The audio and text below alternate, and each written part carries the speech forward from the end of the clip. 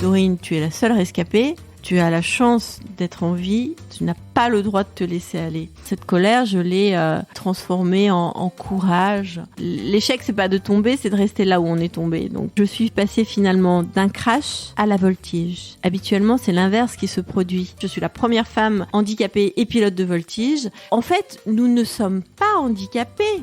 On n'est pas du verbe être handicapé. On vit avec, on fait avec. Et moi, je suis autre chose qu'un fauteuil roulant. C'est extraordinaire, ce sentiment de glisser sur les filets d'air, cette sensation de glisser, de danser dans le ciel, c'est merveilleux.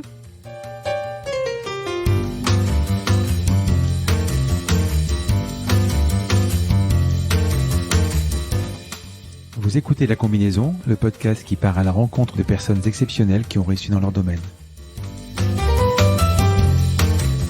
Sommes-nous tous égaux face à la réussite ? Quel est le making-of, la combinaison d'éléments, de rencontres, de succès ou peut-être d'échecs qui ont porté des personnes ordinaires à devenir des entrepreneurs d'exception, des sportifs de haut niveau, des écrivains de renom ou des artistes qui rencontrent le succès ?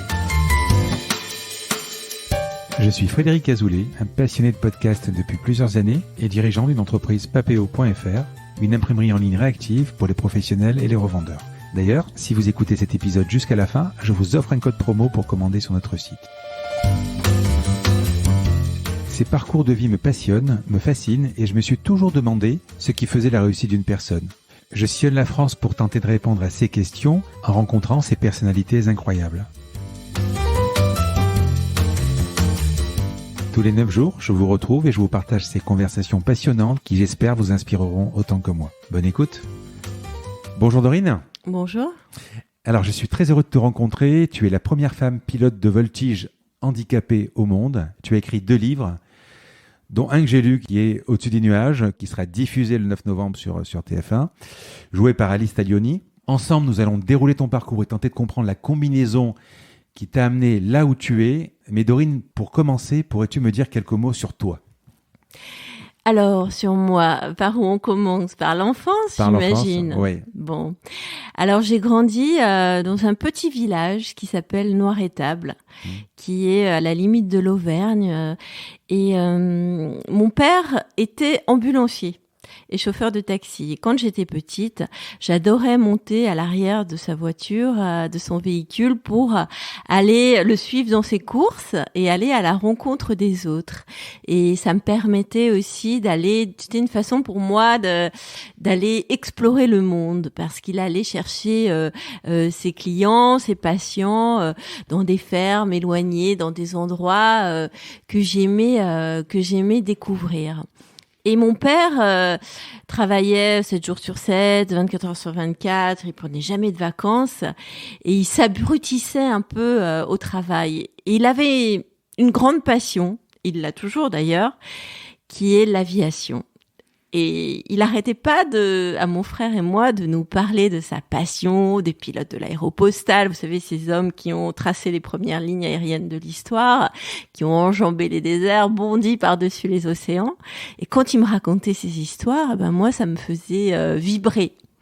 Et un jour, il s'est décidé à apprendre à piloter, à prendre ses premières leçons de pilotage à l'aéroclub d'Auvergne. Et comme je le faisais, comme je montais à l'arrière de sa voiture pour le suivre dans ses courses, j'ai commencé à monter à l'arrière de l'avion pour le suivre dans ses leçons de pilotage. Et là, j'ai été fascinée. Ça a été la révélation. Et je me suis dit, quand je serai grande... Quel âge à peu près ? Je serai pilote. J'avais 8-9 ans. Je serai pilote et j'irai explorer le monde grâce à cet outil qui est l'avion. Alors, je serais pilote quoi ? Pilote de ligne à la base. Alors, je voulais être pilote professionnel. Je voulais voler en Afrique, comme les pilotes de l'Aéropostale, transporter du fret, venir en aide aux populations défavorisées, vivant dans des endroits éloignés, qui ne sont seulement accessibles qu'en avion. Un peu plus tard que 8 ans, quand même. cette vision de vouloir aider l'Afrique, etc. C'était plus tard Non, c'était vraiment... Oui, parce que j'avais vu des films aussi. Un film, j'ai oublié le titre, avec Alain Souchon, qui était pilote justement en Afrique, dans un biplan, un steerman. Et je me disais, mais c'est ça la vie que je veux avoir. J'idéalisais énormément, évidemment, le métier, voilà. Et donc, voilà, rapidement, s'est posé un problème, c'est que j'étais pas forcément très très forte en mathématiques. Enfin, je peux même dire que je déteste ça.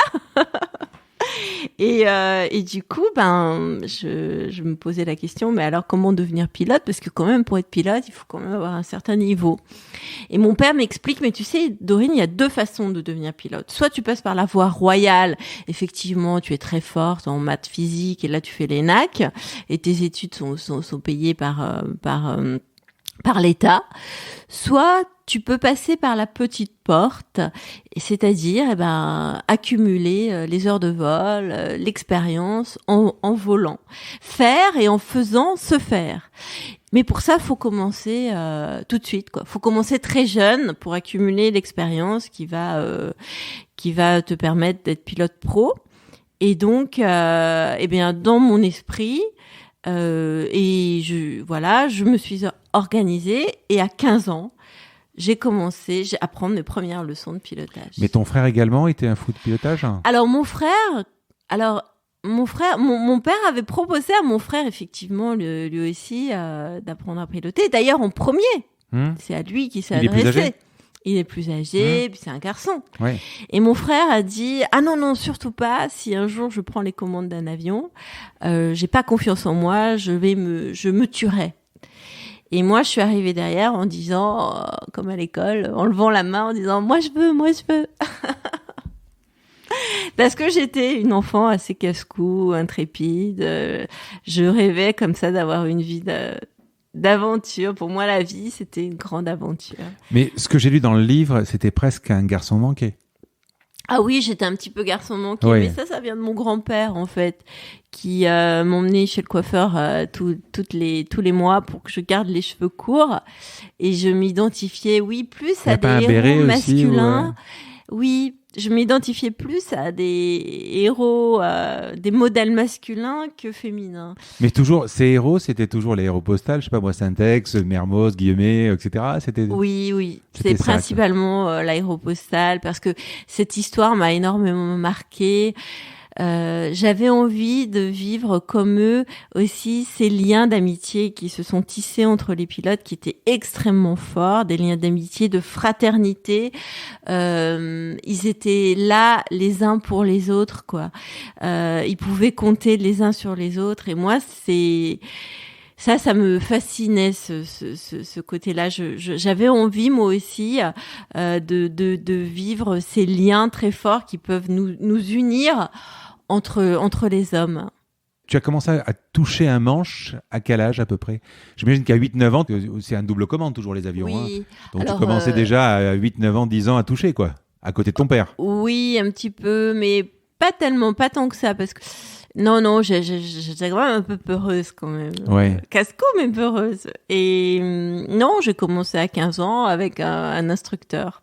Ouais, ce qui est quand même incroyable à comprendre, c'est que on peut très bien avoir son brevet de pilote en âge à 17 ans. Avant le permis de conduire.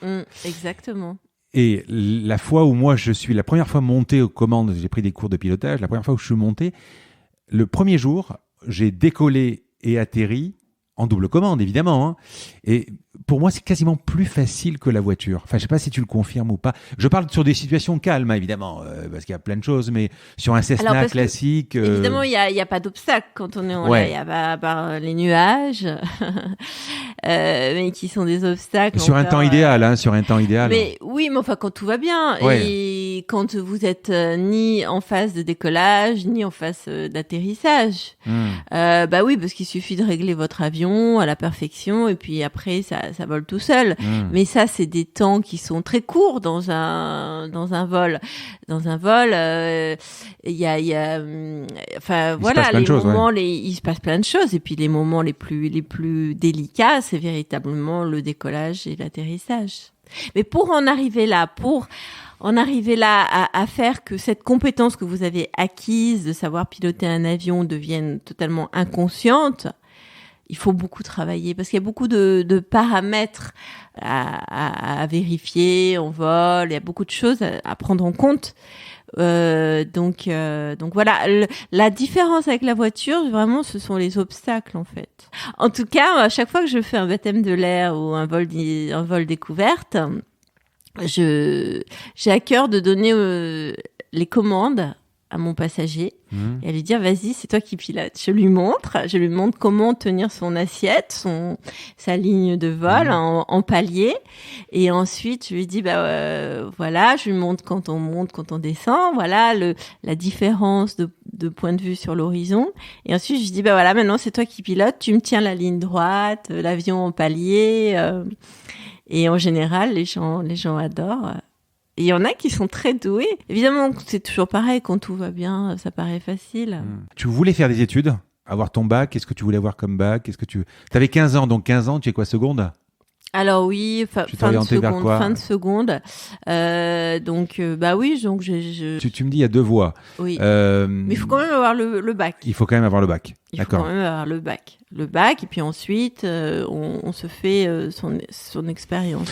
Aujourd'hui, ça a changé.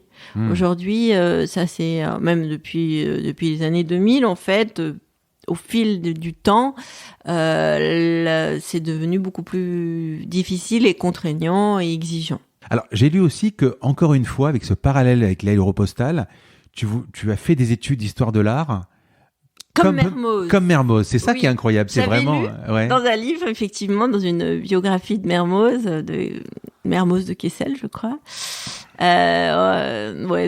ou un autre livre, je sais plus. Mais j'avais lu effectivement que Mermoz avait fait des études d'histoire de l'art, qu'il n'avait jamais terminé, comme moi d'ailleurs. Donc voilà, quand on s'est posé la question, quand je suis partie vivre à Toulouse, justement, j'avais pris une chambre d'étudiante, mais moi, mon objectif premier, c'était de passer mon brevet de pilote. Pour autant, ça ne m'apportait pas de métier, mais en parallèle, voilà, je m'étais inscrite en histoire de l'art pour faire comme Mermoz. Avec tes parents, et vous partiez en vacances, vous partiez en avion? Alors, on partait très peu. Mes parents prenaient quasiment jamais de vacances. Franchement, une fois, on a dû se déplacer, aller en Ardèche avec mon père en avion. Mais voilà, quand il pouvait s'échapper de son travail, il allait voler, faire 1 heure de vol, 1 heure ou 2. Mais honnêtement... mon père vraiment s'abrutissait dans son travail et on ne partait ensemble jamais. Jamais. D'où cette envie peut-être aussi d'aller plus tard découvrir le monde. Bien sûr. Parce que j'avais jamais rien vu, moi. J'avais envie de découvrir. Je te dis ça parce que on va évidemment parler de l'accident, et en fait, ce 12 mai 91, vous partez pour Marseille, voir ce gala de Canadair, mais vous auriez pu prendre la voiture. Donc, c'était... pourquoi vous avez pris l'avion? Alors, en fait, à 15 ans, je me suis inscrite comme mon père à l'aéroclub d'Auvergne, là où volait mon père. Et qu'est-ce que la vie d'un aéroclub? La vie d'un aéroclub, c'est des gens qui viennent, qui louent un avion 1 heure pour prendre une leçon ou pour s'entraîner, pour aller faire une petite balade autour de l'aérodrome. Mais c'est aussi l'aéroclub qui organise des événements un peu plus importants pour se rendre sur un autre lieu, pour aller visiter des endroits ou rencontrer des gens. Et un jour, l'aéroclub organise une sortie pour aller à la rencontre des pilotes de Canadair à Marignane. C'était le 12 mai 1991. Et donc, la secrétaire met une petite affichette sur le tableau des réservations en disant 12 mai 1991, possibilité de rencontrer les pilotes de Canadair à Marignane. Et quand pour les personnes intéressées, veuillez s'inscrire. Et quand j'ai vu la petite affichette, je l'ai montrée à mon père, j'ai dit, il faut absolument qu'on s'inscrive, on peut pas manquer ça se reproduira jamais, c'est une occasion inespérée. Et du coup, je dis à mon père qu'on s'inscrit. Et mon père dit d'accord. Et pendant plusieurs semaines, voire plusieurs mois, il y a seulement nos 2 noms qui sont inscrits sur la fichette. Et puis, à l'approche du fameux 12 mai, les noms commencent à se remplir. Et là, vous deviez monter dans un Canadair ?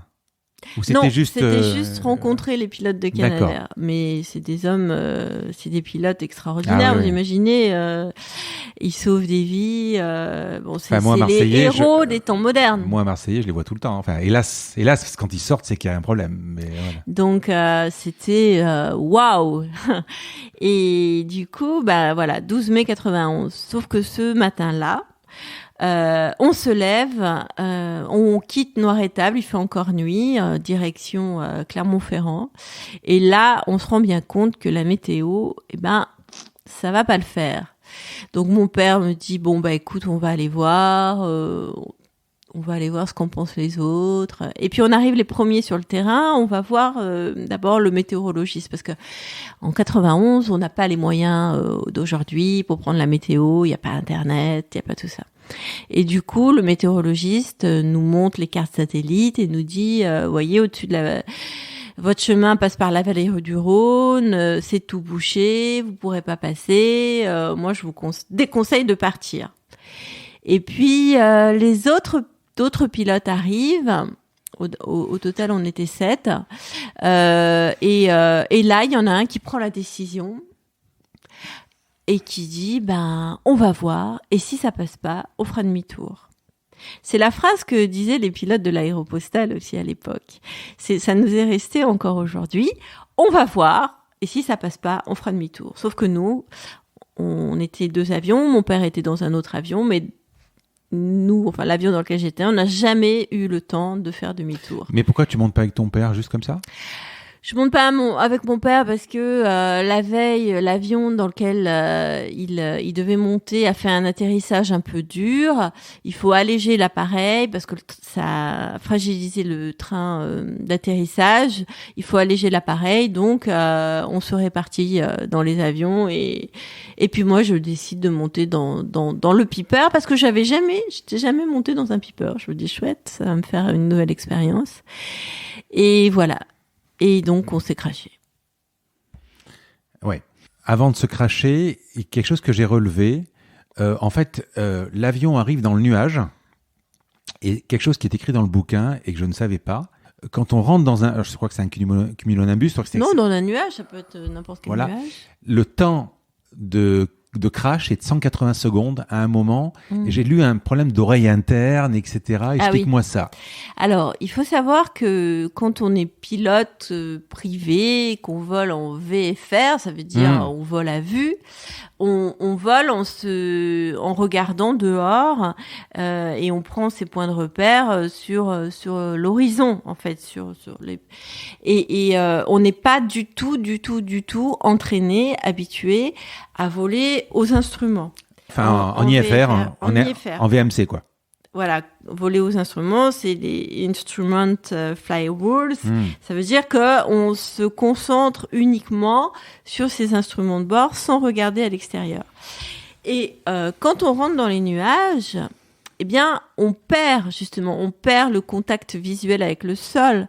Donc, on doit voler aux instruments. Sauf que si on n'est pas entraîné à voler aux instruments, eh bien, on va se fier à ses sensations. Et quand on rentre dans les nuages, il y a un phénomène, il y a une perte d'équilibre, un phénomène qui se produit, un dérèglement de l'oreille interne qui fait qu'on ne sait plus dans quelle position on se trouve, si l'avion monte, si l'avion descend, si l'avion est en virage. On est complètement perdu et nos sensations sont faussées. C'est pour ça qu'il faut se concentrer absolument sur ces instruments. Sauf que quand un pilote n'est pas entraîné à faire ça, il n'a pas confiance en ses instruments, il n'a pas le réflexe de regarder ses instruments. Il va regarder dehors, c'est comme un funambule qui marche sur un fil alors qu'il est dans le brouillard, et il va se fier à ses sensations, sauf qu'elles sont faussées, ces sensations. Et les statistiques disent que quand on n'est pas entraîné comme ça à voler aux instruments, à voler dans les nuages, eh bien, il reste 180 secondes avant que l'on se tue. 3 minutes. 3 minutes, quand vous rentrez dans les nuages, 3 minutes plus tard, vous êtes mort. Ça, c'est les statistiques. Je suis d'accord. Ne pas être entraîné aux instruments, c'est comme le vol de nuit. Enfin, il y a quand même pas mal de phases je pense que ce sont des qualifications que tu prends au fur et à mesure. Mais de base, quand même moi, j'ai fait beaucoup de simulateurs, parce que j'adore l'aviation, j'ai fait beaucoup de simulateurs, tu as quand même déjà l'horizon artificiel. Oui, mais parce que vous ne l'avez pas vécu, mais moi, j'en ai fait l'expérience avec un instructeur. Je peux vous assurer, ça vous fait bizarre. Vous rentrez dans le nuage, vos sensations sont faussées. Et si vous n'êtes pas habitué, faut vous imaginer que le stress est maximum. Vous savez que c'est dangereux. Vous savez que les nuages, c'est quelque chose on vous a appris, rabâché. Vous avez lu dans tous les manuels que c'est quelque chose qui est dangereux, qu'il ne faut surtout pas rentrer dans les nuages. Vous rentrez dans les nuages par inadvertance, mais là, vous êtes déjà, le stress, il monte en flèche. Faire demi-tour, c'est déjà trop tard. Eh ben, c'est ce qu'a essayé de faire le pilote, sauf il a serré trop fort, et il a probablement tiré trop fort sur son manche, il a perdu de la vitesse, il a décroché, je sais pas, je m'en souviens pas. Ouais. Mais juste, enfin, bon, bien sûr. Mais quand on est au sol, c'est un peu l'accident de Sully Sullenberger, ce pilote qui a atterri sur l'Hudson. Oui. Quand ils ont fait le rapport d'accident, ils ont dit oui, mais vous auriez dû faire mais il y a une phase de sidération. Vous rentrez dans les nuages, déjà, vous êtes merde. Il y a une phase de sidération, il faut le vivre. C'est exactement, et c'est aussi la différence entre peut-être le pilote professionnel, le pilote de ligne qui fait des heures et des heures et des heures de simulateur. Exactement. Ouais, c'est ça. Ouais. Exactement. Il est habitué à ça, quoi. Vous n'êtes pas entraîné et vous êtes sidéré, mais le temps que vous compreniez la situation, que vous ressaisissez. Déjà, vous n'êtes pas concentré sur les instruments, donc vous écoutez vos sensations et il est déjà trop tard. Ça vole à combien à peu près en moyenne en altitude, un avion de tourisme? Là, l'altitude, je sais pas à quelle altitude on était, je m'en souviens pas, on n'était pas si haut que ça. Parce que même le fait de tirer sur le manche pour prendre de la sécurité, ça sert à rien, quoi. Si, bien sûr que si, c'est ce qu'il aurait dû faire, mais c'est pas ce qu'il a fait en tout cas. Oui, forcément. De toute façon, de toute façon, c'était compliqué parce que on est rentré dans les nuages et juste devant il y avait une montagne, donc on s'est pris la montagne. Donc voilà. Mais bon, l'erreur est humaine. Moi, je lui en ai jamais voulu au pilote. Je me dis que ça aurait pu. Enfin, demain, ça sera peut-être moi qui ferai une bêtise. L'erreur est humaine. Il faut savoir, faut aller de l'avant, faut pardonner. Et voilà. Par contre, quand j'ai eu mon accident et que on m'a dit, Dorine, tu es la seule rescapée. Par contre, vous étiez 4, hein? On était 4. La première chose que je me suis dite, c'est Dorine. Tu as la chance d'être en vie, les autres sont morts, ils n'ont pas ta chance, tu n'as pas le droit de te laisser aller. Eux, ils n'ont pas eu ta chance, ne serait-ce qu'en mémoire de ces 3 personnes qui sont décédées dans cet accident, tu vas te battre et tu vas te battre pour eux parce que eux, ils n'ont pas eu ta chance. Vous voyez ? Je leur en ai jamais, au pilote, je lui en ai jamais voulu. Et donc, je me suis dit, voilà, eux, ils sont morts. Moi, j'ai la chance d'être en vie, handicapée, certes, mais sur le moment, j'ai pas réalisé non plus. Donc là, on est à peu près, tu te crashes à 8h30? Oui, il est à peu près 8h30 le matin. 8h30. Donc l'avion, je crois qu'il est arrêté par les arbres, c'est ça? Oui, non, par la montagne. Mais c'est les arbres qui ont arraché les ailes de l'avion et l'ont ralenti, dans lequel contenaient les réservoirs d'essence. Qui fait que ça n'a pas explosé. Ouais. Ouais, c'est incroyable. Je suis allée sur le lieu de l'accident. On est passé Il y a des photos, entre deux arbres. Je veux dire, on est passé entre deux troncs d'arbres. Je veux dire le fuselage, parce que ça a arraché les ailes. Mais on aurait été légèrement décalé de quelques centimètres sur la droite ou sur la gauche. Enfin, je veux dire, le résultat, bon, enfin, en tout cas... Et là, à un moment, ça va hyper vite, quoi. Donc, Moi, je me souviens pas. Je te dis ça pourquoi ? Parce que je me suis retrouvé, par exemple, sur le Grand Canyon, dans une tempête énorme sur un avion de 9 places. Énorme, hein. Une tempête où l'avion bougeait de tous les côtés.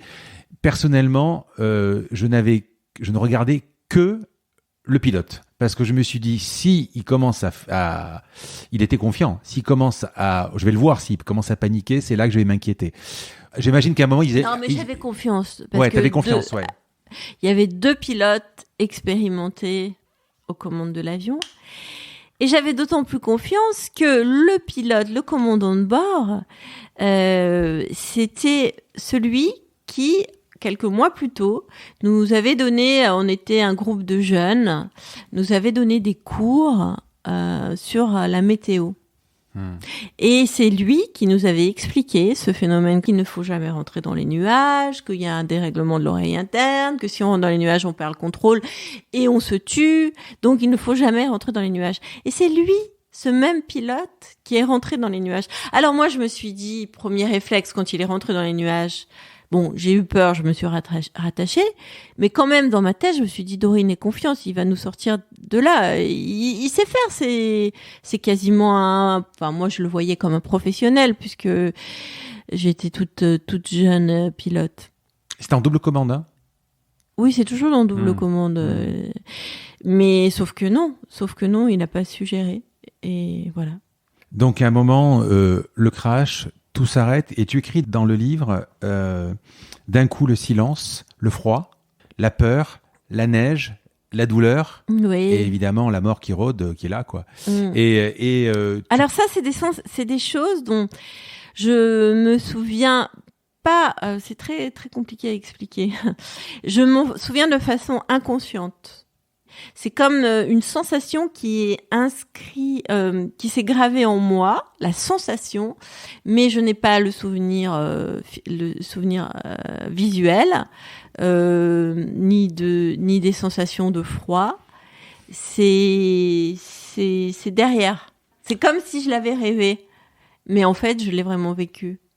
Je sais que je l'ai vécu, mais c'est comme dans mon inconscient, je sais pas comment dire, il faudrait un psy pour expliquer ça.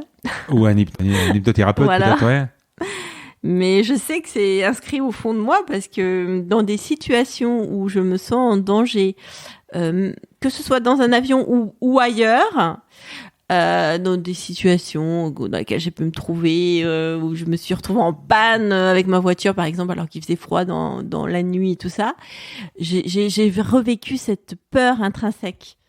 Ouais. Les secours vont arriver au bout de 12 heures. Déjà, au niveau des jambes, tu sens qu'il y a un problème ? Non, ça je m'en souviens pas. Honnêtement, je m'en souviens pas. Je pense que j'étais en hypothermie, j'étais complètement engourdie, à moitié assommée par le froid, le choc. On m'a retrouvée consciente, mais parce que j'appelais au secours et qu'on m'a entendu appeler au secours. Mais je ne me souviens pas de ce que j'ai dit à Philippe Achard, qui est mon sauveur, qui m'a retrouvée.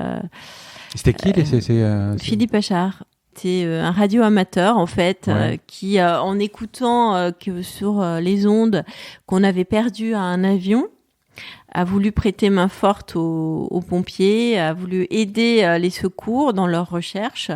Et lui et son frère, avec leur petit poste de radio, on appelle ça des radios amateurs, est parti aider les recherches. Et c'est lui qui m'a retrouvée. Mais donc tu étais à la radio pour dire au secours ?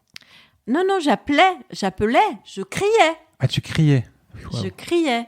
Ouais. J'appelais. J'imagine à un moment, ne serait-ce que ton papa, qui lui donc était devant, En fait, dans ces avions-là, il n'y a pas de radar, quoi. Et donc, vous communiquiez, j'imagine, à un moment. L'autre avion, il se rend compte à un moment que vous le suivez plus, quoi. Ah bah de toute façon, oui. J'imagine que ton papa, à un moment, qu'est-ce qu'il doit imaginer? De toute façon, il doit imaginer que tu es morte, surtout. Ouais, bah oui, c'est clair. Bah oui, parce que en fait, ils nous ont, à un moment donné, mon père me raconte, on vous a appelé, il y a pas eu de réponse, on vous a appelé plusieurs fois, ça répondait pas. Donc ils se sont posés à Marignane, eux, ils ont réussi à traverser la couche nuageuse, et donc voilà, et ils se sont dit, bah on a perdu l'avion, ils sont tous morts, quoi. Voilà, pour mon père, c'était fait. Alors quand on lui a dit, votre fille, oh là là, j'ose même pas. Mon père est très pudique. On parle jamais de tout ça, donc enfin, on parle des faits, mais on parle pas de ce qu'il a pu ressentir. Ils veulent toujours? Ils veulent toujours en ULM, mais ils parlent pas de ce qu'il a pu ressentir. Mais à chaque fois, quand même, je vois bien ça. Il a la gorge nouée. Ça a été des moments très durs, ouais. Donc, les secours viennent. Alors après, donc Philippe Chachard me retrouve. Il relaie l'information à son frère qui appelle les secours, parce qu'il faut savoir quand même qu'à ce moment-là, il est à peu près 8 heures du soir. Et l'ordre venait d'être donné aux pompiers de se replier et d'arrêter les recherches. Ça faisait quelques minutes seulement. Et donc là, on l'a retrouvé. Donc là, tout le monde se remet en branle. Et voilà, on m'a sauvée comme ça. Donc tu es transféré à l'hôpital. Et là, on t'apprend que tu vas être donc paraplégique. Paraplégique, c'est donc... Tu perds l'usage de ta jambe, c'est ça? De mes jambes, oui. Bah oui, c'est la moelle épinière qui a été touchée, ouais. Un hématome, hein, il me semble, là, c'est juste, voilà. Bah oui, parce que du coup, avec le choc, il y a eu une compression de la moelle épinière et un hématome s'est formé et en fait, il ne cessait de grossir et il fallait absolument qu'on m'opère dans la nuit pour résorber l'hématome, sinon l'hématome allait remonter et j'allais devenir tétraplégique. Ouais. Donc tétra, c'est plus que la tête. Sauf quoi. que ce n'était pas du tout la spécialité du chirurgien. Il n'avait jamais fait ça de sa vie. C'était où, à Grenoble? C'était où? C'était au Puy-en-Velay. Puy-en-Velay. Et donc il a demandé à mes parents, est-ce que vous m'autorisez à opérer votre fille? Je vous préviens, je l'ai jamais fait. Mais si on fait rien, demain matin, elle est tétraplégique. Vous imaginez? Mes parents ont dit oui, bien sûr. Et puis l'opération a marché. Ouais. Je lui ai envoyé une lettre à ce médecin pour le remercier quand même. Et là, quand tu mentalises, quand tu te souviens, j'imagine, quand on te dit, tu l'écris d'ailleurs, quand on te met dans le fauteuil roulant, tu sais que ça va être pour un moment. Pour toujours. Ah bah pour toujours. Non, pour toujours non, parce que sur la fin du livre justement, oui. tu as une lueur d'espoir en disant avec les techniques aujourd'hui. Ah oui, mais bon. Voilà, mais on verra. Sur le moment. Pour le moment, on n'y est pas encore. Voilà. Oui. Et ça fait 30 ans, on a toujours, on y est presque, mais. Ta première question, c'est est-ce que je vais remarcher un jour? Mais ta deuxième question, est-ce que je vais pouvoir repiloter? C'est ça. Oui, bah oui. Ça ne te freine pas. Non, pas du tout. Bah non, parce que pourquoi? Parce que j'avais déjà commencé à piloter avant mon accident. Donc je savais tout ce que l'aviation, tout ce que l'apprentissage du pilotage pourrait m'apporter et m'aider à me reconstruire.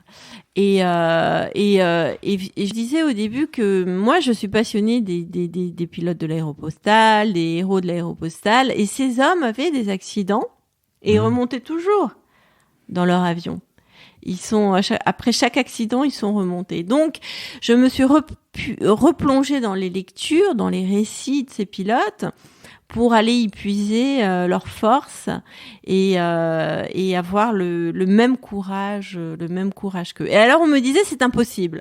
Bah oui, les médecins me disaient, c'est impossible, vous êtes handicapé, on a besoin de ces jambes pour piloter, il y a des commandes qui sont aux pieds, vous ne pourrez plus jamais piloter. Et donc, ça avait provoqué en moi une forme de colère. Mais comme la colère ne sert à rien, cette colère, je l'ai petit à petit transformée en courage, en me disant, si, je vais vous prouver que je pourrais revoler, reprendre les commandes d'un avion. Et plus on me disait que c'était impossible, plus je voulais leur prouver qu'ils avaient tort. Et donc, au début, évidemment, je n'avais pas la solution, parce que comment faire ? Et c'est mon père, encore une fois, qui me dit, mais tu sais, Dorine, on peut adapter des voitures avec des commandes manuelles pour pouvoir conduire. Eh ben, il doit probablement exister des solutions pour les avions. Et s'il n'en existe pas, on va en inventer, en tout cas. Et c'est comme ça que pendant à peu près 2 ans, ensemble, on faisait le tour des meetings aériens, les tours des regroupements de pilotes, de constructeurs amateurs d'avions, etc., pour poser des questions. Et un jour, dans un article, j'apprends que des handicapés volent à Toulouse. Alors j'appelle, l'espoir revient, parce qu'on me dit, voilà, nous sommes une section de pilotes handicapés à l'aéroclub de Midi-Pyrénées de Toulouse-Lasborde. On a une section de pilotes, venez voler chez nous, on a des avions adaptés. Et là, c'était une lueur d'espoir formidable. J'ai d'abord passé mon permis de conduire et ensuite, je suis allée à Toulouse passer mon brevet de pilote. Ta voiture, donc tu as une voiture adaptée, j'imagine ? Oui, oui. Ouais. Tu écris d'ailleurs dans le livre, tu dis « Moi, ma vie a commencé donc par un accident. Oui. Petite, les genoux écorchés, ce n'était pas grave, je remontais systématiquement sur la bicyclette. Peu importe. Ouais. Je n'avais pas peur, en fait. Ouais. Il fallait que je remonte, quoi. Oui, aller de l'avant, en fait. C'est toujours ça, aller de l'avant, ne pas rester sur un échec. L'échec, c'est pas de tomber, c'est de rester là où on est tombé. Donc, continuer. Il y avait une forme en moi d'insouciance aussi. Et puis, cette envie de faire des choses, d'être en mouvement, d'aller de l'avant, de progresser, d'apprendre. Mais psychologiquement, par contre, parce que dans le livre, justement, tu as à peu près, donc, 3-4 phases dans le livre. Tu as évidemment l'enfance, l'accident. Ensuite, tu as le pilotage et ensuite, on va le voir tout à l'heure, la voltige. Mais tu as cette acceptation. Donc, toi, tu l'acceptes. Par contre, alors là, on est en mai. Donc, en septembre, tu débarques à l'école et tu as ce regard des gens où tu vois dans leur regard la pauvre. Oui.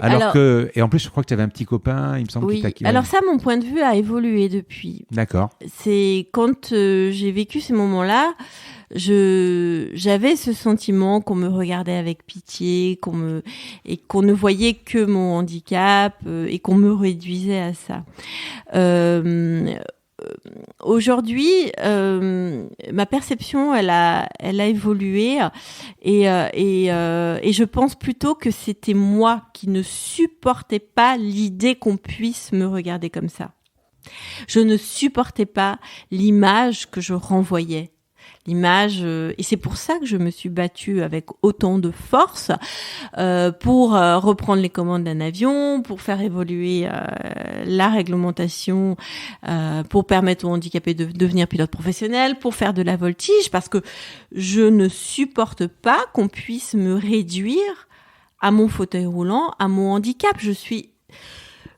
En fait, nous ne sommes pas handicapés. On n'est pas du verbe être handicapé. On vit avec, on fait avec, on vit avec la maladie, on vit avec un handicap, mais on n'est pas handicapé. Moi, je suis autre chose qu'un fauteuil roulant. T'es pilote. Je suis Dorine, j'ai des rêves, j'ai des projets, j'ai envie de faire plein de choses pour moi et pour les autres. Et donc, ça m'est insupportable qu'on me réduise à mon fauteuil.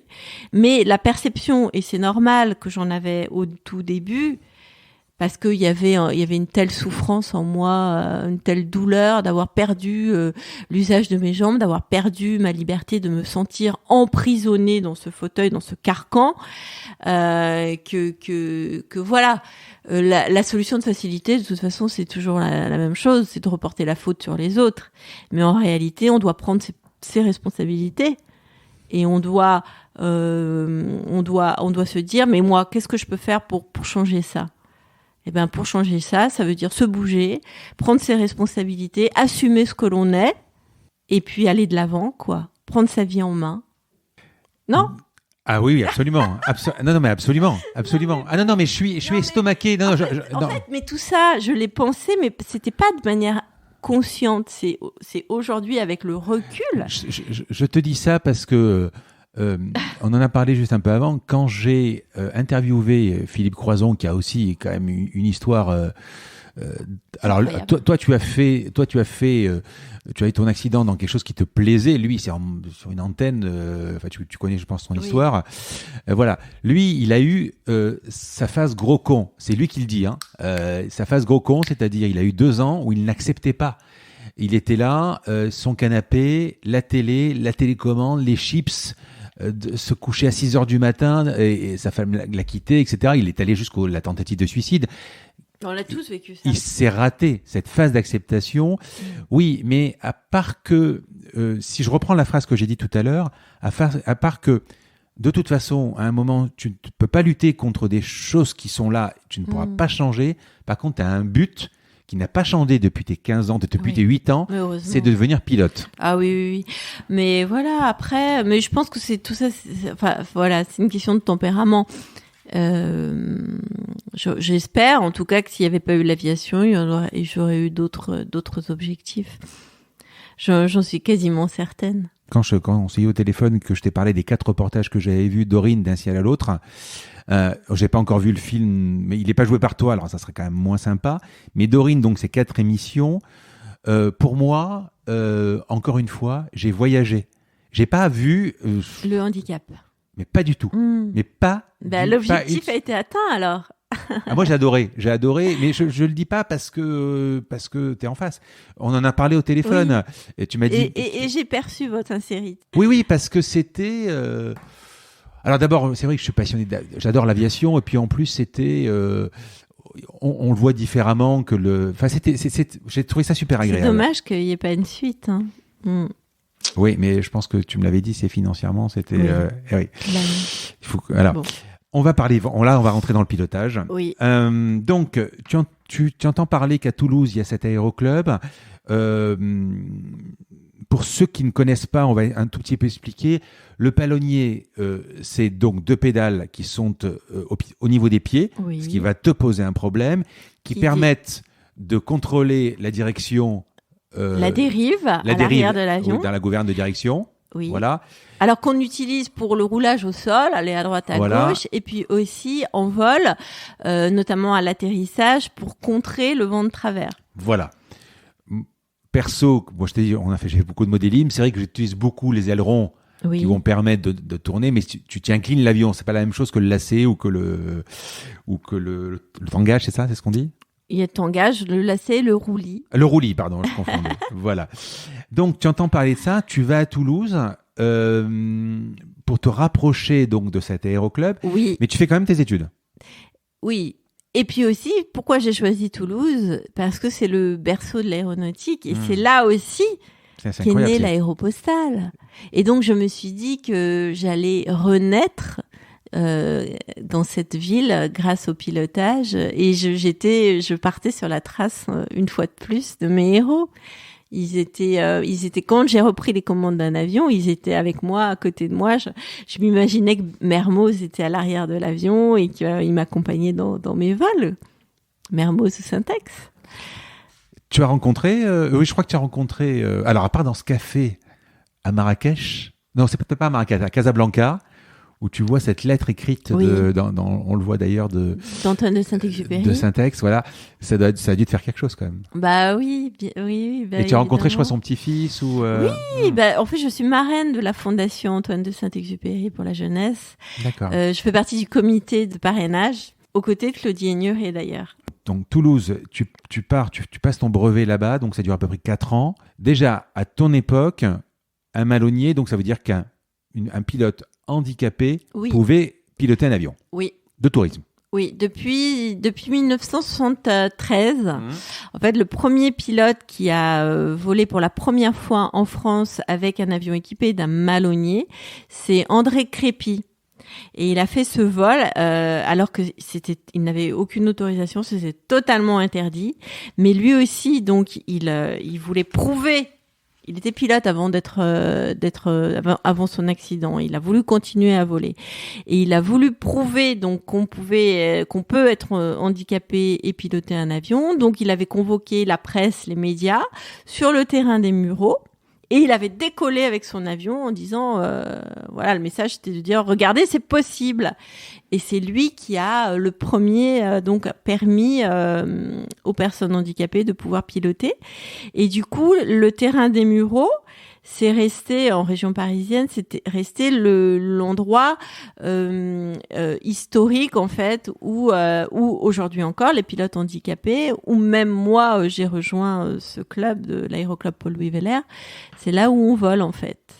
Donc le malonnier, donc on a remplacé le palonnier par un manche à main, enfin un manche. Oui, des commandes manuelles de pilotage. Tu as déjà fait du modélisme ? Non. Parce qu'en fait, on a ça. Enfin, tu as déjà vu une télécommande de modélisme ? Oui, c'est ça à peu près. Hein, c'est droite, gauche, gaz. Ça n'a rien à voir, mais ça n'a rien à voir. Ouais, ça. En fait, c'est un bras de levier. C'est un bras de levier qu'on pousse et qu'on tire. Quand on pousse, c'est comme si on appuyait sur le palonnier gauche. Et quand on tire sur ce bras de levier, donc c'est un deuxième manche en fait. D'accord. C'est comme si on appuyait sur le palonnier droit. Donc dessus, en plus, il y a la commande des gaz, la puissance. Ben oui, parce qu'on n'a que deux mains et pour trois fonctions, le manche, les palonniers et les gaz. Donc on a couplé sur la même commande les gaz, la puissance de l'avion et la commande de direction. Donc le manche de base. Maintenant, il restera à gauche. Voilà. Si tu es droitier, il faut apprendre à piloter de la main gauche. Exactement. D'accord. Et alors, ça pose pas de difficulté par rapport quand on est pilote privé, mais en voltige, quand on est droitier, qu'on pilote comme ça avec la main gauche, c'est quand même une difficulté supplémentaire. Surtout qu'on a moins de force. Ouais. Tu es pas allé au bout de tes études ? Non, parce que pourquoi parce que j'arrivais pas à suivre, parce que j'étais déprimée de ces longues heures dans des amphis où j'avais mal partout physiquement, hein, je veux dire. Et puis pour me rendre à la fac, il fallait que je fasse un long trajet à pied, on va dire, enfin en fauteuil roulant. Les trottoirs étaient mal fichus. J'étais même pas arrivée au métro, que j'étais déjà crevée. Enfin bon. Et donc je faisais demi-tour et j'allais pleurer dans mon lit pendant des heures. Et seule l'aviation, seul le pilotage me faisait oublier mon handicap en fait. Me faisait oublier tous les obstacles, toutes les contraintes. Parce qu'un trottoir, quand vous êtes en fauteuil roulant, c'est une cordillère des Andes. Hein. C'est comme, faut s'imaginer, c'est comme Adrienne Bolland quand elle a voulu franchir la cordillère des Andes. Bah, c'est un peu la même chose, quoi. Enfin, c'est une image, bien sûr. Mais c'était extrêmement douloureux, physiquement, moralement. Alors, j'ai dit, allez, hop, je jette l'éponge et je me consacre uniquement à quelque chose qui m'aide à me reconstruire et c'est le pilotage, c'est l'aviation. Alors, tu es licencié, on appelle ça licencié ? Oui. Breveté, oui. Je sais pas si c'est d'accord. Breveté. Enfin, tu as un brevet, voilà. Et puis, comme rien n'est impossible, c'est pas suffisant. Et tu te dis, mince, depuis, on peut devenir pilote de tourisme, mais on peut pas devenir pilote pro. Pourquoi ? C'est la question que tu te poses. Bah oui, pourquoi ? Et donc là, tu te lances dans un combat. Alors, explique-moi. Oui, parce que en fait, quand j'ai eu mon brevet de pilote, je me suis dit, voilà. Ok, là j'ai atteint un objectif. Bon, et la suite derrière, qu'est-ce que je vais faire ? Voler, ça coûte cher. J'ai pas forcément les moyens de me payer des heures de vol. Et la solution, c'est d'en faire mon métier. Donc là, je commence à poser. Parce que là, tu vivais de quoi à l'époque ? J'avais 19-20 ans, donc d'allocations, des allocations familiales. D'accord. Voilà. toute façon, on m'avait dit après mon accident, ton avenir, ce sera les allocations, le canapé et la télé. Donc tu as une AAH, allocation d'adulte handicapé. D'accord, ok. Et du coup, quand j'ai eu mon accident, on m'a généreusement donné une indemnité très symbolique avec laquelle j'ai payé mes heures de vol, j'ai pu acheter ma voiture, voilà. Mais c'était absolument pas suffisant pour vivre.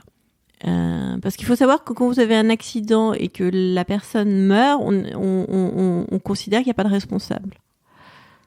Donc, donc il n'y avait pas de responsable à cet accident. Bon, bref, c'est un autre sujet. Donc ton défi, c'est de changer les lois.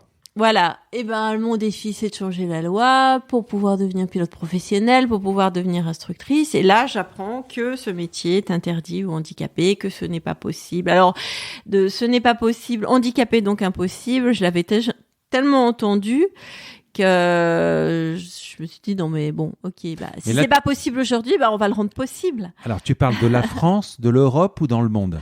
De l'Europe. Dans le monde, c'était possible. Alors, c'était possible. Il y avait Mike Smith, mais sous condition. D'accord. Sous condition, c'était possible aux États-Unis, à condition d'avoir déjà été pilote avant son accident. D'accord. Et en fait, ça vient d'où ? Ça vient de la guerre du Vietnam. Quand les pilotes de la guerre du Vietnam sont rentrés estropiés du Vietnam, handicapés, des pilotes d'hélico, des pilotes de transport, ces pilotes-là ont demandé à pouvoir continuer leur métier. C'était des grands pilotes, des pilotes militaires pour la plupart. Des pilotes militaires. Et donc, ils ont demandé le droit à pouvoir continuer leur métier. Et on leur a autorisé. Bon, il a fallu, ça s'est pas fait comme ça, hein. Il fallait qu'ils prouvent qu'ils étaient toujours capables, il fallait qu'ils repassent leur licence, etc., qu'ils revalident. Mais en France, c'était handicapé, interdit, impossible. Et donc, il a fallu 7 ans, mais on a fait changer la loi. Avec mon meilleur ami Guillaume Ferral, avec Brigitte Révelin-Falcos, qui a été l'une des toutes premières femmes pilotes de ligne en France et qui s'est reconnue dans ce combat et qui, elle, maîtrisait le langage politique, le langage ministériel que moi je ne maîtrisais pas du tout. Je savais pas du tout comment m'exprimer, comment argumenter. Et c'est Brigitte qui nous a guidés, qui nous a orientés, qui nous a permis de trouver les bons arguments pour pouvoir convaincre d'abord le ministre des Transports à l'époque, qui était Dominique Bussereau.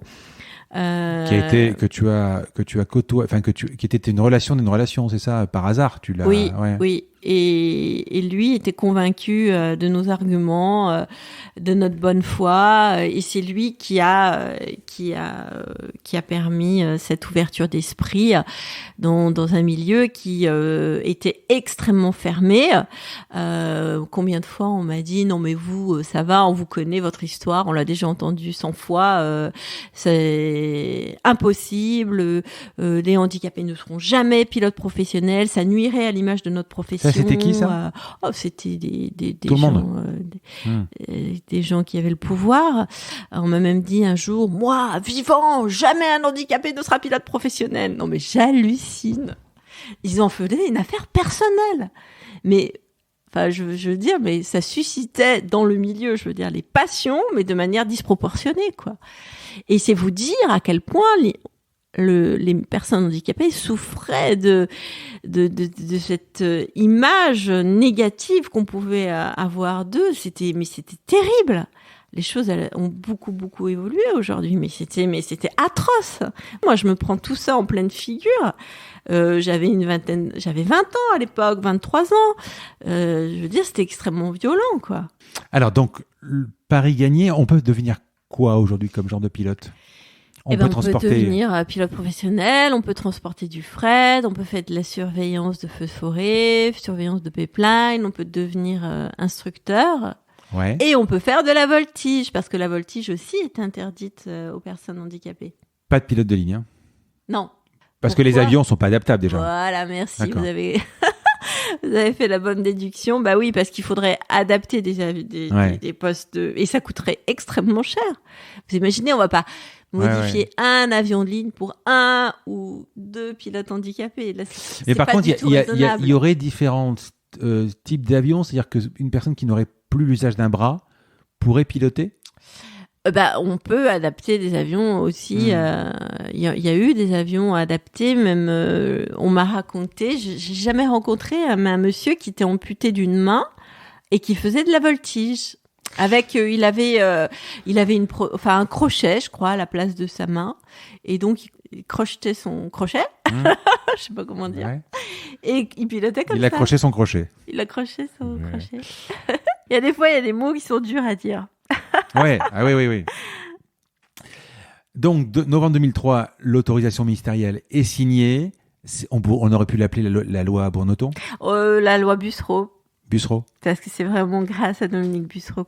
Alors, avant de parler de voltige, dans la bio Wikipédia de Dorine Bournoton, il y a marqué aviatrice et non pilote. Et ça, ça me rappelle un peu Mermoz. Oui. Alors, c'est la même chose, j'imagine, aviatrice, mais c'est un côté rêveur. Ouais, c'est tellement une jolie définition, un joli mot, aviatrice, aviateur. Ça fait beaucoup plus rêver que pilote. C'est un terme, on va dire, peut-être moderne. Et aviateur, ça fait plus penser aux pionniers, effectivement. Ah oui, vraiment. Puis j'ai aussi relevé une phrase. Quand on est victime d'un accident de la vie, on s'aperçoit qu'on ne perd pas seulement l'usage de ses jambes, de ses bras ou l'un de ses sens. Oui. On perd aussi l'usage de ses rêves. Ouais. C'est une jolie phrase. C'est très joli. Ouais. Mais oui, je sais écrire de jolies phrases. Et effectivement, parce que... il y a tellement de choses qu'on vous dit impossible, handicapé, donc impossible. Et parce que les gens ne s'imaginent pas du tout les ressources que l'on peut développer, les compétences que l'on peut acquérir et qui vont nous permettre de dépasser notre handicap. Quand j'ai voulu faire de la voltige, donc il y a eu de nombreux obstacles. Déjà, il fallait trouver une école qui veuille bien accueillir des personnes handicapées, parce que la voltige, c'est quand même un milieu assez élitiste. Ce sont les voltigeurs, c'est les rois du ciel. Ouais. C'est les maîtres du ciel, c'est les rois et les reines du ciel. Donc, accueillir des personnes à mobilité réduite dans leurs cours, c'était pas forcément quelque chose d'évident. Donc déjà, il a fallu convaincre une école d'accueillir des personnes handicapées. Ensuite, il a fallu équiper de commande manuelle un avion de voltige.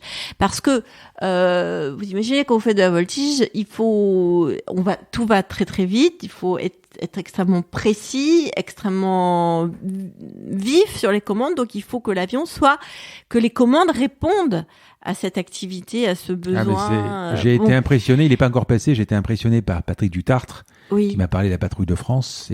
C'est au quart de seconde. Voilà, donc il faut que l'avion soit adapté correctement pour répondre à ce type de pilotage. Mais ensuite, il a fallu aussi convaincre les médecins, parce que les médecins pensaient que,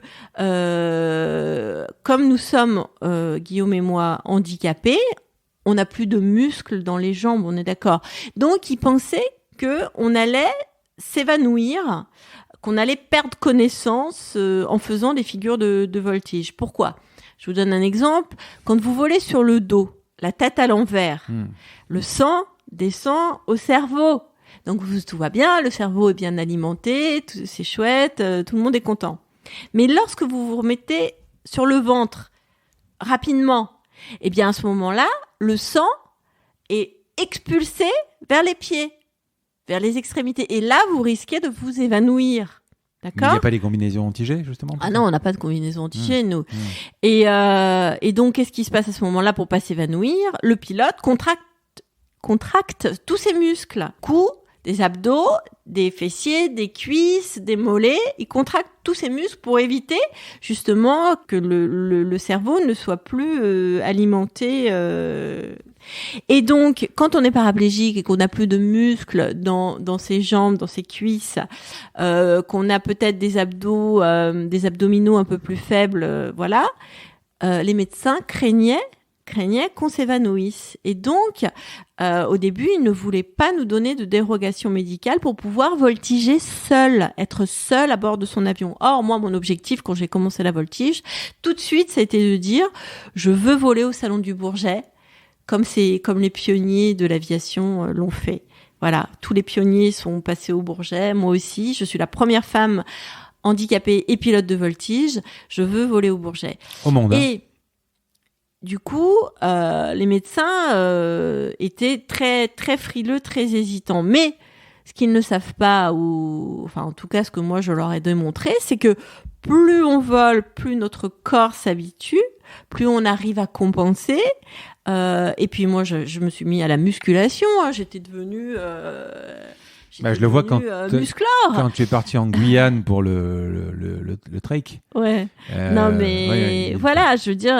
Et donc j'ai appris à compenser. Mais vous imaginez bien que moi, je voulais pas mettre. Mon objectif, c'était pas de mettre ma vie en danger. Je suis maman, j'ai une petite fille, j'en ai la responsabilité, je dois vivre pour elle, pour l'aider à grandir. Mon objectif, c'était pas du tout de me cracher ou de faire n'importe quoi pour être la première, pas du tout. Moi, mon objectif, c'était d'acquérir de nouvelles compétences grâce à la voltige. C'était de me perfectionner, c'était de continuer à être un bon pilote parce que c'est ma passion, voilà. Et comment est venue cette envie de faire de la voltige ? Au départ, c'est Guillaume, mon meilleur ami, qui me dit, tu sais, Dorine, j'ai un avion, il a son propre avion, avec lequel je peux potentiellement faire de la voltige, mais pour ça, je dois apprendre. C'est quoi, un Cap ? Non, c'est un Globe Swift. C'est un avion américain qu'un ami lui a ramené en vol, qui a traversé l'Atlantique en vol à la Lindbergh. Enfin, c'est encore une autre histoire, mais un truc de fou. Et donc, Guillaume me dit, moi, j'ai envie de me lancer dans la voltige, mais j'ai pas envie de faire ça tout seul parce que c'est difficile. Il faut convaincre et tout. Viens avec moi, on fait ça ensemble. Alors, au début, je lui dis, non, mais t'imagines. J'avais 40 ans quand il m'a proposé ça. Je lui dis, mais non, mais je suis trop vieille maintenant. C'est trop difficile, j'ai passé l'âge. Et puis, quand même, il a réussi à me convaincre. Et je regrette pas du tout. Au contraire, c'est un cadeau qu'il m'a fait. Tu t'es battue pour être pilote professionnel, mais finalement, tu l'es pas devenue. Non. Pourquoi ? Parce que j'ai arrêté l'école trop tôt. Ouais. J'ai arrêté l'école trop tôt. Quand même, après mon accident, j'ai eu 2 années vraiment de flottement. Hein. J'ai beau dire, je voulais revoler, mais je savais pas comment. Et puis j'étais quand même très déprimée. Donc je pouvais plus suivre des études, aller à l'école. C'était au-dessus de mes forces. Et du coup, après, j'ai jamais pu rattraper le niveau en mathématiques, en physique. Et puis, entre-temps, entre les années 90 et les années 2000, l'exigence du diplôme, c'était devenu beaucoup plus difficile aujourd'hui. Alors qu'à l'époque, on pouvait juste avoir un bac et devenir pilote pro. Aujourd'hui, il faut être bac plus 2 scientifique. Or, moi, quand je fais des additions, je compte sur mes doigts. 5, 6, 7, 8. Non, mais c'est... Oh là là, c'est une catastrophe. J'ai jamais pu rattraper ça, jamais. Mais, alors... j'ai jamais, ça n'a jamais été une frustration. Pourquoi ? Parce que mon combat, il n'était pas seulement pour moi, il était aussi pour les autres. Il était pour tous ces autres pilotes handicapés qui, eux, seraient capables de le faire. Et surtout pour changer le regard que l'on peut avoir sur le handicap.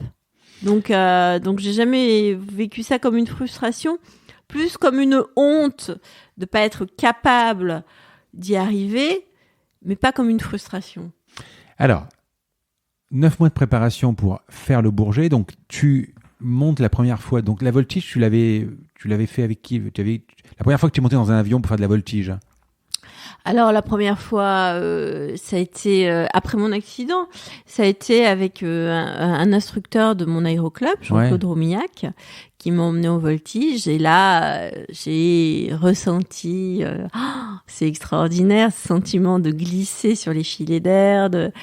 On a un pilote qui s'appelle Jacques Crine, un célèbre pilote, qui dit voltiger, c'est comme caresser les filets d'air, faire l'amour à l'espace. Et c'est un peu ça, quoi. On a vraiment cette sensation de glisser, de danser dans le ciel, c'est merveilleux. Et quand je suis redescendue de ce vol, j'ai ouvert le cockpit et j'ai dit à Guillaume, ok, j'y vais, je me lance, je veux apprendre à faire ces figures. Tu pouvais, en étant handicapé, faire de la voltige. C'était juste l'avion, voilà. Voilà, c'est plus c'est ça. l'avion. D'accord. Si demain je pars avec toi en faire de la voltige, sans aucun entraînement, à titre personnel, je vais revenir le cœur à l'envers. Ah non, vous allez revenir heureux, vous allez dire encore. Ouais. Non, parce qu'il y a deux façons de faire de la voltige. Soit vous faites de la voltige moderne, de la voltige de compétition, avec des avions modernes. Ce que moi je vole sur un Cap 10, c'est un avion plutôt ancien. Et là, bon, éventuellement, vous serez peut-être malade. En tout cas, vous allez descendre avec cette sensation d'être un peu ivre. Mais moi, j'ai déjà j'ai pas la force physique pour vous secouer dans tous les sens. Et puis j'ai une façon de piloter. D'ailleurs, quand je fais des meetings aériens ou que je vole au Bourget, les gens me disent mais on voit que c'est une femme qui est aux commandes parce que c'est très fluide, c'est très souple, c'est très doux. Donc on appelle ça du pilotage de grand-père, de grand-mère, à l'ancienne, parce que l'avion, d'ailleurs, me limite aussi dans ma manière de piloter et ma force physique aussi. Et dans l'expérience de la patrouille de France, c'est une autre voltige. Ah bah ça a rien à voir parce que alors nous là on a la puissance qu'on veut déjà. Oui, puis dans nos avions à nous, on prend des facteurs de charge, mais des facteurs de charge qui sont dans un temps très court, très bref. Ouais. C'est 1 ou 2 secondes, voilà. Dans des avions de chasse, ça dure plusieurs secondes. Donc là, c'est pour ça qu'il faut résister pour pas s'évanouir, parce que vous avez le sang qui est expulsé donc vers les extrémités, mais ça dure. Donc là, il faut résister pour pas vous évanouir, parce que vous avez ce qu'on appelle le voile gris. Vous voyez votre champ de vision se réduire. Il faut lutter contre ça. Mais comme ça, l'avion va vite, les courbes sont beaucoup plus grandes, beaucoup plus longues, et donc c'est ça qui est difficile à résister. On peut expliquer ce que c'est le facteur de charge pour les auditeurs ? C'est des accélérations en fait. C'est le nombre de G. C'est le nombre de G. C'est-à-dire que si on fait 80 kg par exemple, on prend 3 G, on va faire 240 kg. Voilà. On va sentir fois 3. Fois 3. L'avion, c'est un avion à toi ? Ou il est à toi ou tu le loues ? Alors, au début, je le louais, bien sûr, à l'AVA, l'Amicale de voltige aérienne, le club de voltige qui a accepté de nous accueillir au départ. Et puis ensuite, avec Guillaume, au bout de quelques temps, on s'est dit que ce serait bien de prendre notre autonomie. On a créé une association qui s'appelle Envie d'envol. Et on a acheté un avion de voltige avec cette association et on l'a équipé de commandes manuelles de pilotage. On l'a réceptionné là en septembre. C'est un projet qui a pris 1 an et demi. Et donc on est capable de former des pilotes de voltige. On a créé notre propre école de voltige. Est-ce que quand on fait de la voltige, est-ce que tu te fais peur ? Ouais, des fois on peut se faire peur, bien sûr. Mais de toute façon, moi, avant chaque vol, j'ai peur. Déjà, avant de partir en vol, j'ai peur. J'ai toujours l'appréhension. J'ai toujours peur de l'imprévu. J'ai toujours peur de l'aléa. J'ai toujours peur de la panne, du truc qui va arriver auquel on s'attend pas. Donc, il y a toujours une tension nerveuse. C'est épuisant, cette tension-là. Et qu'est-ce qui fait que je vais quand même y aller, oser enfoncer la manette des gaz alors que je suis alignée sur la piste? Eh bien, c'est que je vais avoir confiance en mon équipe. La confiance, je vais aller la puiser chez les autres. Je vais aller la puiser dans mon instructeur qui va me dire « Dorine, tu sais faire, tu changes rien, tu fais comme d'habitude. » Et je peux vous dire que quand je suis là-haut, je réinvente rien du tout. Je ne fais qu'appliquer ce que j'ai appris en fait. Et comme je me suis beaucoup entraînée, comme j'ai beaucoup volé en double commande avec un instructeur, quasiment tout ce qui peut arriver, on l'a vu, on l'a travaillé ensemble. Donc je sais faire. Pas de simulateur. Non, il n'y a pas de simulateur. D'accord. Il y a que les militaires qui ont des simulateurs de voltige. Même dans les reportages d'Aurine d'un ciel à l'autre, à un moment, je crois que c'est en Afrique du Sud, vous passez sur des arbres et tu poses la question, tu dis s'il y a un problème, on pourra atterrir comment là, ouais. Parce que c'est sûr qu'à un moment, c'est encore mon histoire du Grand Canyon, c'est-à-dire que le Grand Canyon, à un moment, si on se crache, sur les montagnes, elles font 50 mètres, quoi. Donc voilà, on est mal. Mais c'est pour ça que un pilote apprend à être extrêmement vigilant et à l'écoute de sa machine, en fait. Il faut connaître sa machine par cœur. Il faut avoir pris le temps de la dompter, de l'amanouer, comme si c'était un animal, en fait. Pour pouvoir faire corps avec l'avion, corps avec la machine, et on finit par la connaître tellement bien, sa machine, qu'on est capable de déceler, d'anticiper et de déceler le moindre souci. Et si on entend quelque chose, on perçoit quelque chose qui n'est pas normal, soit on va pas décoller, soit on va revenir au terrain, soit on va se poser dans un champ. Mais il faut avoir cette capacité-là que l'on développe. Cette compétence, on la développe en volant, avec l'entraînement. Parce que je le vois encore une fois dans ce reportage ou à Casablanca, ou je sais plus dans quelle ville du Maroc, il y a un pet sur l'hélice et ça t'inquiète. Et le pilote dit non, mais c'est pas grave parce que un pet sur l'hélice peut potentiellement devenir un truc très grave, quoi. S'il y a une fente sur l'hélice, elle peut casser. Oui, oui. Oui, non, mais en fait, il y a un pet sur l'hélice, je me suis assurée qu'il le savait, et il m'a dit oui, ça, c'est ancien, ça fait quelque temps que j'ai ça déjà, voilà. Donc ça veut dire qu'il l'a vérifié, voilà, et on lui a dit, que s'il y avait pas de danger, quoi. Mais oui, il faut bien vérifier, tout vérifier. C'est ce qui fait que on va voler, on va se sentir en sécurité et en confiance en vol. Parce qu'on a bien préparé les choses, donc on a anticipé et on a bien tout vérifié. Et là, aujourd'hui, tu as des figures que tu n'arrives pas à faire ou tu... Il y en a plein. Il y a à peu près 7 ou 8 figures de base qui sont déclinables de 1000 façons différentes. Alors, je vais vous dire, avant de faire tout le cursus, c'est d'apprendre les 1000 figures. Alors moi, je me base toujours au modélisme parce qu'on n'a pas ces contraintes de trucs. Le plus grave qu'on puisse faire en modélisme, c'est casser l'avion. Voilà. Mais par exemple, on peut faire un Razmot à 3 mètres du sol. Je pense pas qu'en démo, on peut faire un truc à 30 mètres du sol, si, en vol sur le dos, par exemple. Oh, peut-être qu'autrefois, certains le faisaient, mais aujourd'hui, il y a les Et normes. même du vol, moi, je vois aussi également du vol peut rester quasiment à l'immobile. Ça se fait, ça, sur des grands avions ou pas? Sur des Sukhoi, oui. C'était Xavier Delaparent qui était Sukhoi, c'est un avion, champion du vol comme ça. Et qui jauge. Voilà, il jauge entre la puissance de l'hélice et donc il est quasiment immobile. Voilà. Ouais. Ah, mais avec mon avion, ça, on peut pas le faire. D'accord. Mais c'est pas grave. Je veux dire, il y a moyen de se faire plaisir sans faire des choses extrêmes. Et il y a un parachute? Oui. Ouais. Le parachute est obligatoire pour faire de la voltige aérienne, tout en sachant que quand on est handicapé, on est quasiment sûr qu'on n'aura pas le temps de le déployer. De toute façon, on vole sur le dos, un parachute, ça sert à quoi? Parce qu'il y a pas d'éjectable. De toute façon, on peut pas s'éjecter. Non, mais tu sais, au contraire, s'il y a un pépin, il vaut mieux se mettre sur le dos, ouvrir la verrière et détacher sa ceinture et se laisser tomber. Ouais. Mais on sait pertinemment qu'on a tellement peu de temps pour réagir que voilà. Et la première fois qu'on vole sur le dos. Voilà. Moi, ça a été toujours... J'imagine, Dorine, qu'on le fait déjà très haut, quoi. Voler sur le dos. Mais c'est le truc qui m'angoissait le plus au monde. Parce que... On a surtout peur que les sangs se détachent. Ouais, c'est ça. Mais moi, j'avais la trouille sur le dos parce que vous voyez le paysage défiler en dessous, là, à 250 km/h. Et vous vous dites, mais mais si la ceinture, là, si les sangles de sécurité se détachent, je vais tomber. Et en fait, j'avais tellement peur que j'étais stressée, mais mon instructeur le voyait pas.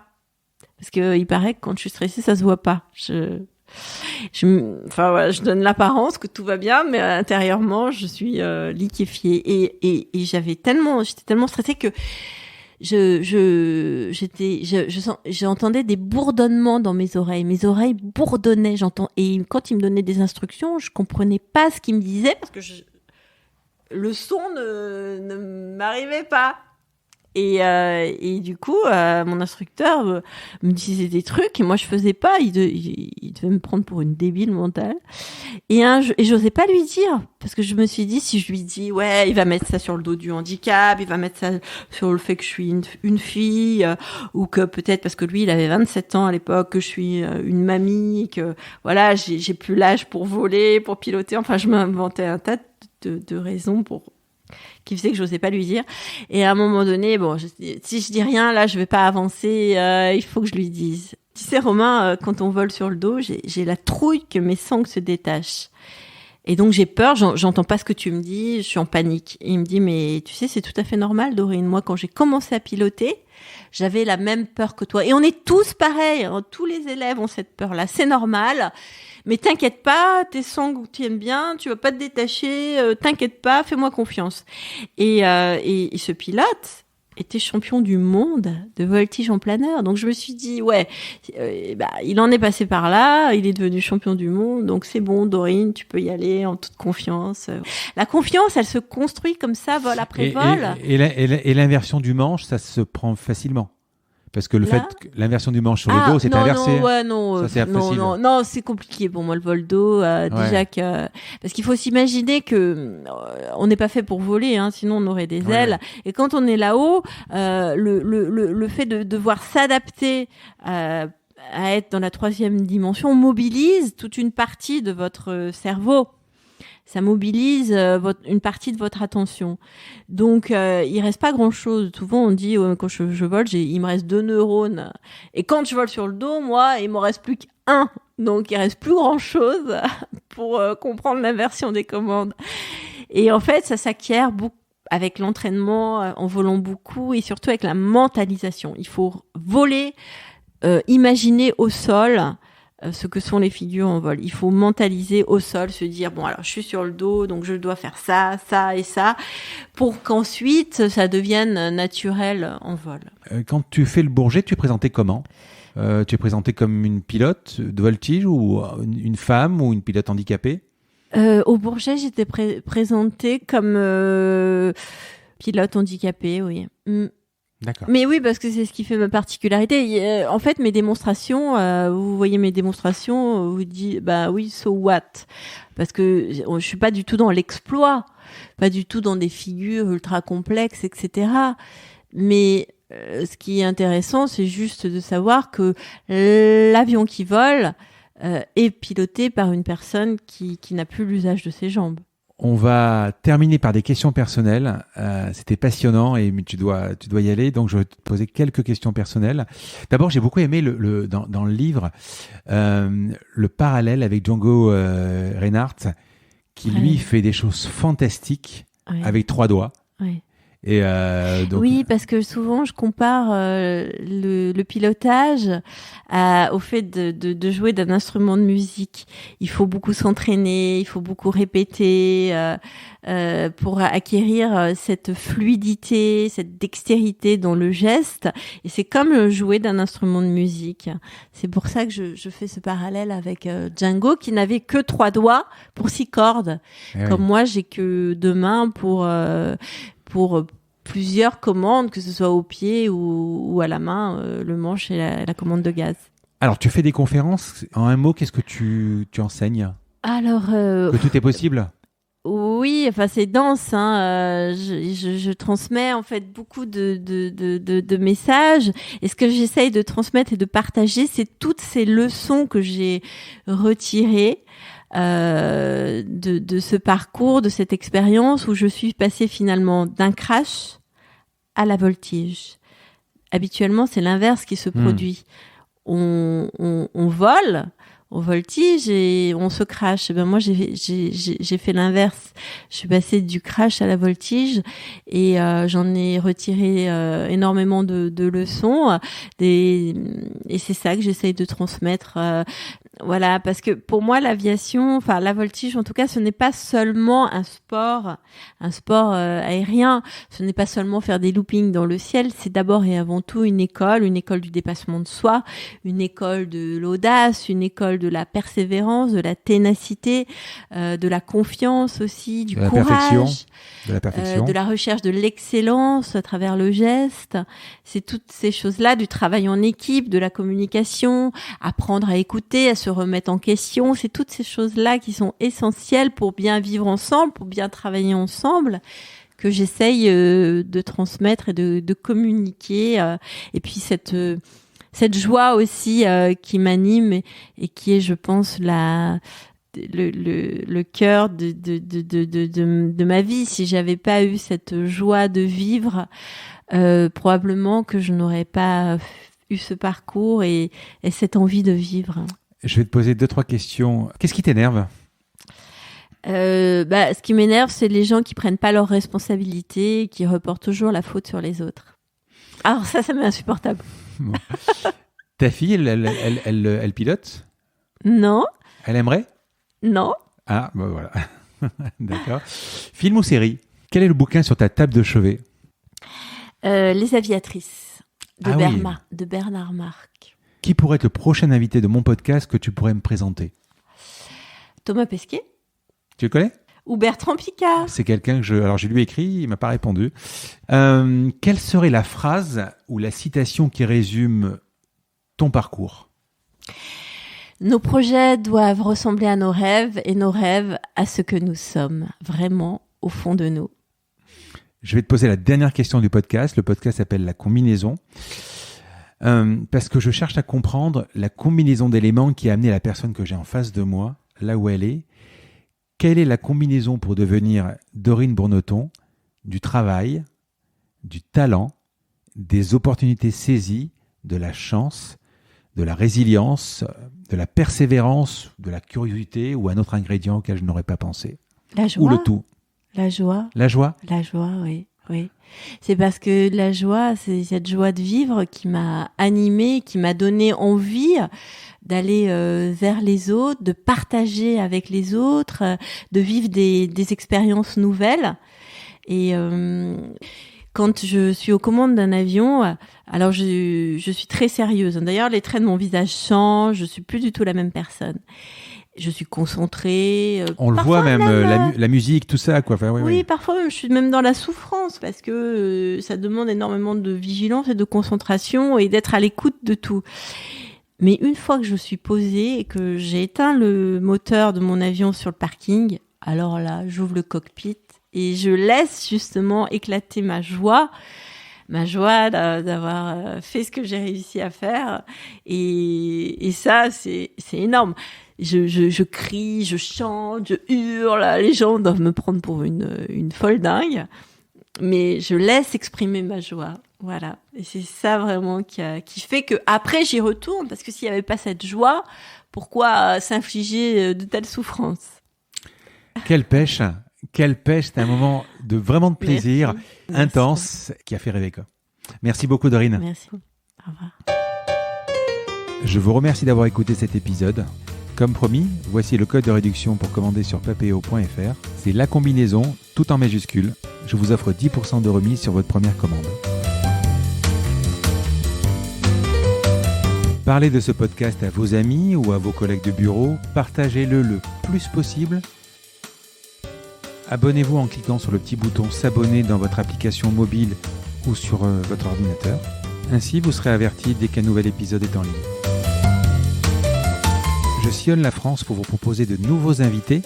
C'est vraiment beaucoup de travail. Ce n'est pas mon métier, vous l'avez peut-être compris. C'est une passion que je pratique en dehors de mon job. Si vous avez apprécié cet épisode, dites-le moi avec des étoiles. 5 de préférence sur Apple Podcast, anciennement iTunes, et d'y ajouter un gentil commentaire, ça me fera plaisir. Ça me permettra également de remonter dans les classements. Et puis si vous n'êtes pas Apple, c'est pas grave, parlez-en autour de vous, Partager sur les réseaux sociaux, c'est prévu sur votre application de podcast préférée.